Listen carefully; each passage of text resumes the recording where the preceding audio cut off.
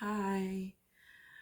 So, today we're going to get in between the things that my father taught me. This is my first video podcast. I am moving from Spotify over to YouTube to start doing video podcasts. So, please show me your love and please be kind to me. Now, I want to let you know I apologize about the ring that you're going to see in my glasses. Unfortunately, my ring light is on, and because we do need the right lighting, you'll see that ring in my glasses. I'm also, of course, using my laptop to remember all my notes, so you may see the lighting of that too. But at either rate, today we are going to get in between the things that my father taught me. And in my big grown age here, I've learned that through my healing process, our childhood really does, how we're raised and the things that happen when we're raised really does affect the way that we interact in relationships, whether it's an intimate relationship or relationship with our family and friends. The things that we learned as children kind of intertwine themselves into how we become, of course, adults. And so today I wanted to talk about the effects of some of the things that my father has taught me and what they've done in my life as an adult. Now, one of the fondest memories that I have of my father is riding on the train with him to his apartment. And when we used to ride on the train, my dad would sing. He has this great singing voice. And one of the songs that we would always sing was Under the Boardwalk. So he would tell me, you just keep saying Under the Boardwalk and I'll sing the rest. Now, please forgive me for my voice, but it would go something like, under the boardwalk. And my dad would go, down by the sun, under the boardwalk. We'll be having some fun under the boardwalk. People walking above under the boardwalk. We'll be falling in love. So as you can tell, that's just something that always brings a smile to my face. I can hear that song at any time and would just, it brings back really good memories for me. So, but one of the things that always bothered me or was kind of like a nagging feeling with me is, why does he only visit and why can't I live with him?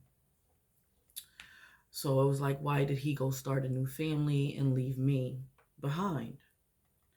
So I'll start from the beginning. I was raised by my grandmother, my father's mother. I moved in with her when I was about 8 years old, and she was the one constant thing in my life.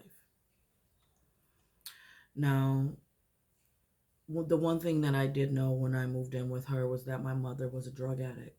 But unbeknownst to me, I did not know my father was also a drug addict. I found out some things older in my life about my dad that I didn't know when I was a child, or that was kind of hidden from me when I was a child. So these were my formative years, of course, where everything kind of sets itself in for me. And there was a hole and a void that was left, of course, by my mother. But the one thing that I could say was that I can always just call my father. He was always just a phone call away. And when I needed him, I called him and he would come. But as I got older, his consistency kind of changed. He wasn't always there when I would call. But also, I found out that a lot of times when I thought he was off living with his new woman or some random girlfriend or whatever, he was in jail or he was in rehab. But I didn't know these things until I was older. So I used to put my father on this pedestal as a child. And I always blamed my mother for her drug use and everything that went wrong in my childhood. And I always looked at my father like a hero, a savior, the one that was always there for me.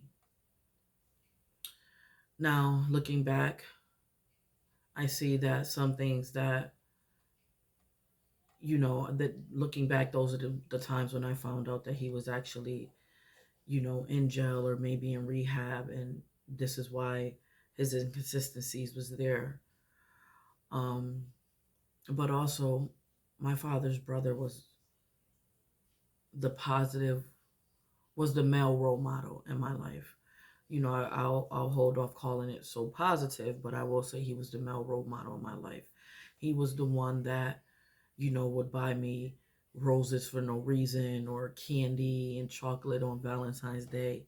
He's the one that would take me sledding, on the first sight of snow, and I could cry and beg for anything, and Uncle was right there, always looking out for me and always making sure I was okay.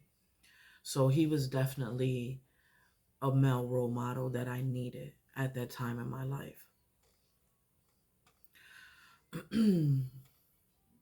My father taught me that men are unreliable, untrustworthy, selfish, and use women until they're done, and then they'll go on their way.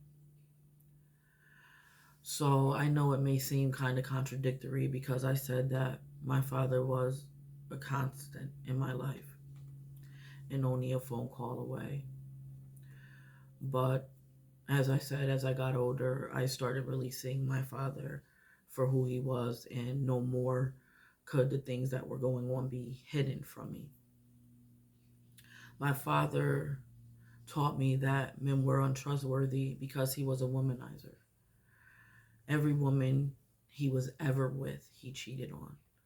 I seen him cheat on them. I was around. I met the multiple girlfriends. I seen him waste one woman's time over 40 years of her time. They were together from very young. He told her he loved her. He told her he would marry her. He never married her. He married two other women besides her. He had children by multiple other women besides her, but he still kind of kept her around.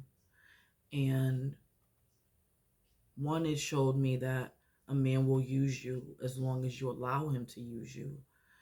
And two, it just showed me that how callous a man can be with a woman's feelings, because I knew how much this lady loved him and would have done anything for him, but his love just wasn't the same for her. Um, it's shown me how manipulative and selfish men can also be. In my teenage years, my father showed me, but also told me, how men like to play games with your heart, how men like to lie to you to get what they want, how men like to use you.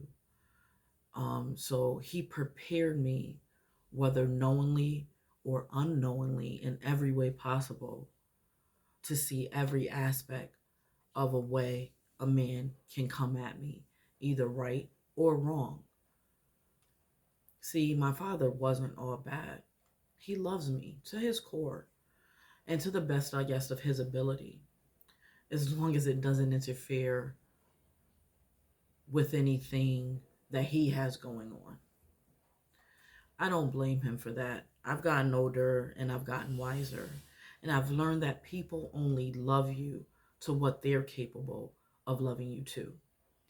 And either you can accept it or reject it, but people are who they are. And that includes our parents, who are imperfect. They were imperfect before they became our parents, and more than likely, they're still imperfect to this day. So I didn't come up here to bash my father. What I did come up here to do was to show how important and influential a father or a male role model is in a little girl's life, and can affect the type of woman that she becomes. It can change her for the better or the worse, but it will stick with her forever.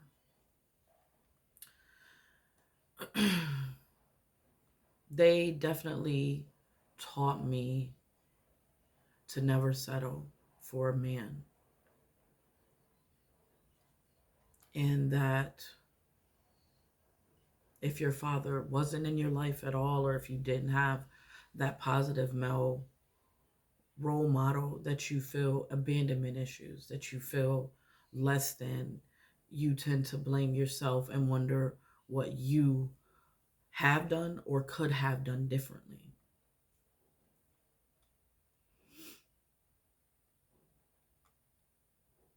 we had to learn It's 12 to o'clock. determine what we want our men to be like. What are the things that we need now from our man um, to give us the type of love that we want? Because unfortunately, it may not have been given to us as a child. Now, in my younger years, because I didn't love myself enough, I did settle. And I went through the abusive, lying, manipulative relationships. But they taught me again to learn what it is that you want and to know what it is that I want from a man and the things that I will never settle for again. So today, I'm at a place of peace. I know what I want from my man. I know the type of love I need, and I won't accept anything less. Most of all, I've said it many times, I won't settle.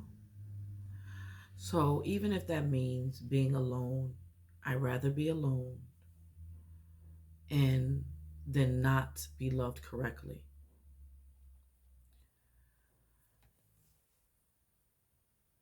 So, ladies, what I can say is that we go through many changes in our lives. You're not who you used to be in your 20s. You're not who you used to be in your 30s. You're not who you used to be in your 40s. Each decade or age range, we tend to change. And hopefully, we grow. Hopefully, we heal from our past. Hopefully, we learn. And we have to evaluate ourselves and look inward at our healing processes in order to know where we're making the mistakes, where we're falling short. What are we doing wrong so that we can ultimately heal? And I really want to thank all of you for joining me today on the In Between podcast. I want to spread love and light your way. And until we meet again, and the time is yours and mine, I'll ask you to keep your head up and always shine.